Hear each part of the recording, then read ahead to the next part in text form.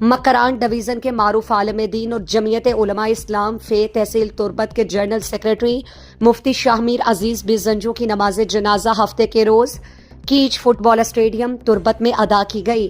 نماز جنازہ میں صوبائی مشیر بلوچستان لالا رشید دشتی، ماہر نفسیات ڈاکٹر تاج گچکی، یاسر بہرام رند، مفتی عبداللہ بلوچ، مفتی حافظ عبدالباقی، مفتی سعید احمد سمیت دیگر علماء کرام اور مختلف مکاتب فکر کی نمایاں شخصیات کے علاوہ ہزاروں سوگواروں نے شرکت کی۔ نماز جنازہ مکران کے معروف عالم دین مولانا محمد الیاس نے پڑھائی۔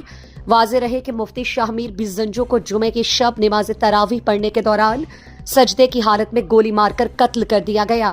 گولی آگے جا کر پیش امام حافظ وقاص محسن کو لگی، جس سے وہ معمولی زخمی ہو گئے۔ اس المناک واقعے کے بعد ہر آنکھ اشکبار تھی اور لوگ گہرے دکھ اور افسوس کا اظہار کر رہے تھے کہ ایک عالم دین کو مسجد میں عین حالت سجدہ میں قتل کر دیا گیا۔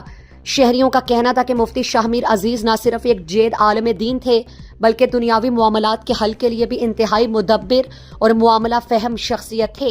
وہ مذہبی، قومی، سماجی اور ذاتی جھگڑوں کے تصفیے میں ہمیشہ پیش رہتے تھے۔